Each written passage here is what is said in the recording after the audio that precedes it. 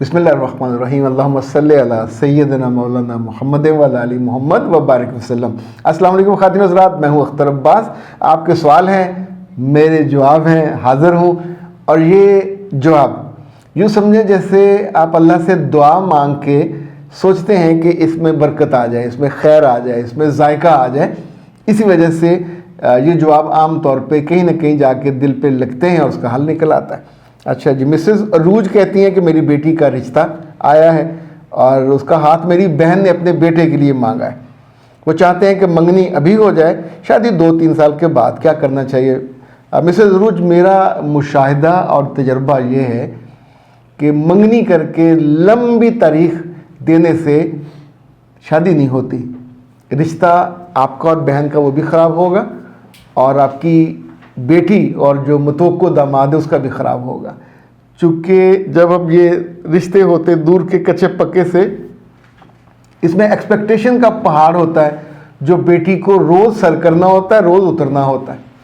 बच्चे के लिए मुसीबत हो जाती है।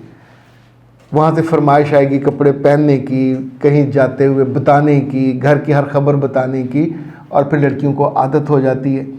2 साल में उसके पास अपने घर की बातें सब बता चुकी होगी, बुरी भली, अपने बारे में भी सब बता चुकी होगी। तो आप सोचिए कि उसके मियाँ के पास पहली शब से लेके अगली ज़िंदगी में कुछ चीज़ डिस्कवर करने की नहीं होगी, कोई चीज़ भी नई नहीं होगी। शादी हम नए रिश्ते, नए चेहरे, नए जज्बे और नई उमंगें और ख्वाबों के लिए करते हैं। सो आमतौर पर जो ठुस हो जाती हैं इस तरह की शादियाँ, एक वजह ये याद रखिएगा। दूसरा, लंबे फासले में और लंबा जो वक्त गुज़रता है तो ईदों शबरातों पे आपकी तरफ से कहीं तोहफे में कमी हुई, ताख़ीर हुई, तो वो जो एक्सपेक्टेशन है फिर आपको भी यहाँ मारेगी। कोई ना कोई ताना आएगा, किसी और से कहेंगे इन्होंने रिश्ता निभाना नहीं होता, कुड़ी देनी है और न सलीका है, न तरीका है, न लेन न देन की अकल ही नहीं है। तो ये जुमले सुनने के बाद कैसा लगेगा? इसलिए सब्र कर लें। इस बीच में कोई और अच्छा रिश्ता आ गया तो वो कर लीजिएगा।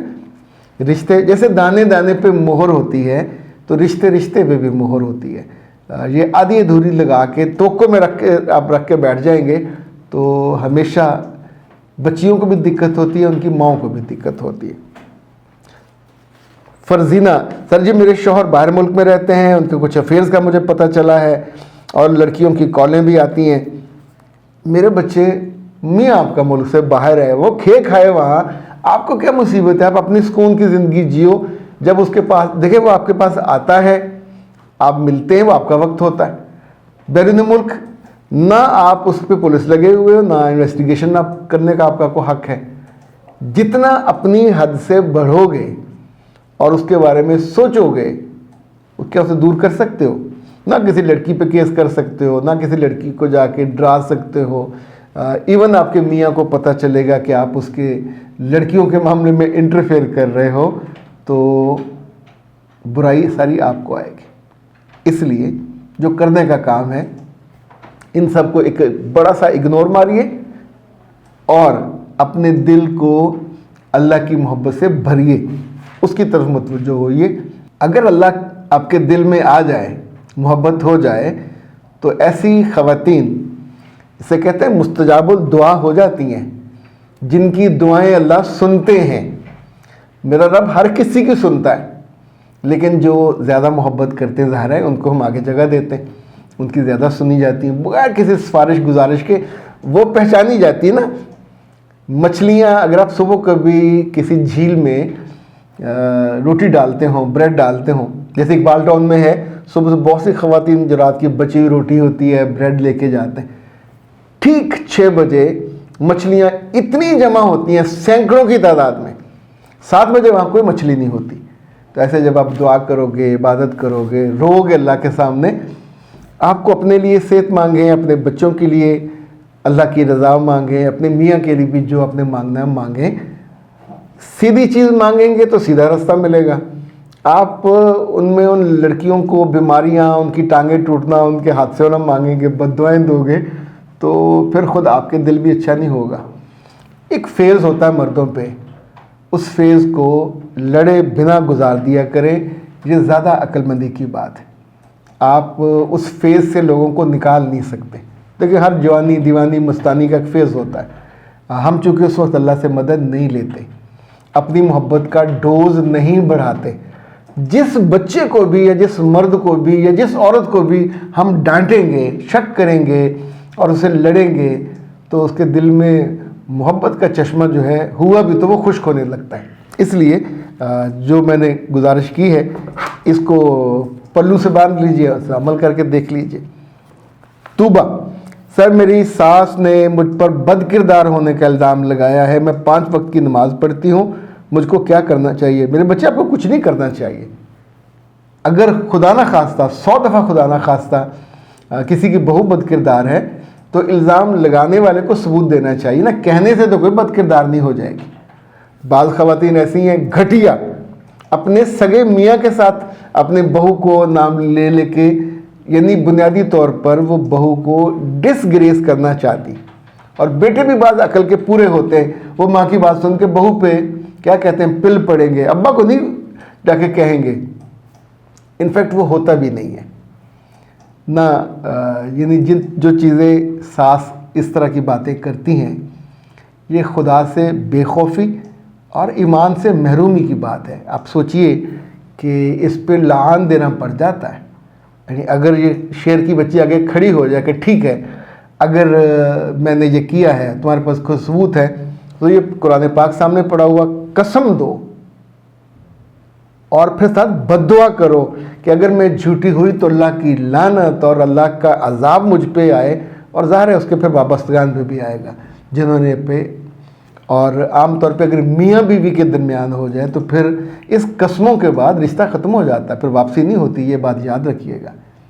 और चूँकि हम आम तौर पे इसकी इंटेंसिटी को जानते नहीं हैं, अगर रिश्ता आपने तोड़ना है तो फिर माँ बाप को बुला के, अहले मोहल्ला और ख़ानदान के लोगों को, उसकी सास आपकी झूठी हो जाएगी, शर्मिंदा भी शायद हो जाए, लेकिन रिश्ता फिर नहीं बचेगा, रिश्ता ख़त्म हो जाएगा। दूसरी सूरत ये होती है कि अपने मियाँ के साथ अकेले बैठे, उसके कंधे पर सर रख के रोएं कि तुम ऐसे कमज़ोर आदमी हो कि तुम्हारी बीवी पे तुम्हारी माँ इतना मकरूह और घिनौना इल्ज़ाम लगा रही है, और तुम आगे से एक जुमला, यानी या तुमने मुझे किसी के साथ भागते देखा हो, किसी का मुझसे अफेयर देखा हो, मुझे कोई बदकिरदारी वाला काम करते देखा हो।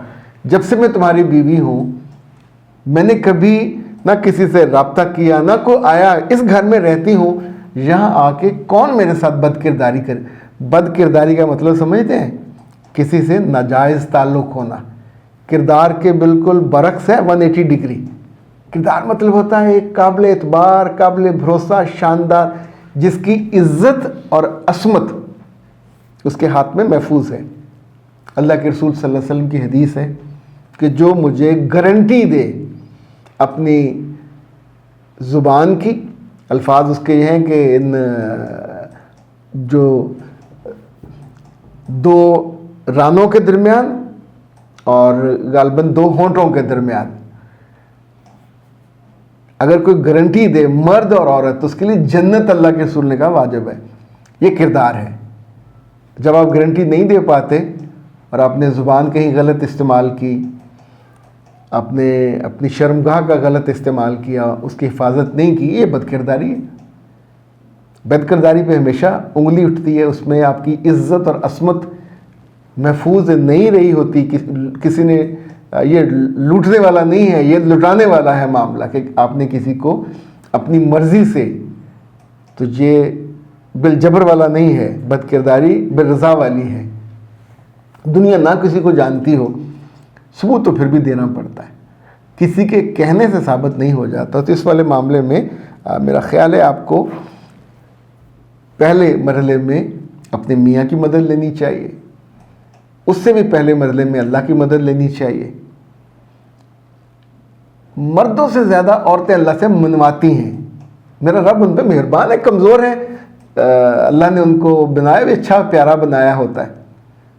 तो जो जेन्युइन आपको सपोर्ट है, आप उसको छोड़ के इधर उधर मत फिरिएगा।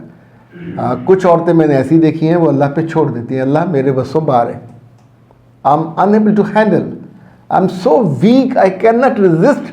मैं तो कोई, मेरे पास दलील कोई सबूत भी नहीं है, तो इनके मुंह पे मार इनका। पर ये बात आप सजदे में करते हो, रोते हुए, अकेले में, फिर आपको किसी की सपोर्ट नहीं चाहिए होती। अगर ये रिश्ता आपके लिए खैरियत का, आफियत का, सलामती का बायस होगा तो चलेगा, नहीं होगा तो रब उस रिश्ते को नहीं चलने देगा। मेरा रब आप सब पे मेहरबान हो, आप पे मेहरबान होगा तो आपकी दुआ मुझे मिलेगी, तो मुझ पे भी मेहरबानी का साया आएगा। हम सब अपने रब की नेमतों से आखिरी लम्हे तक लुत्फ़अंदोज़ हों। आमीन। इजाज़त दीजिए। अस्सलाम वालेकुम।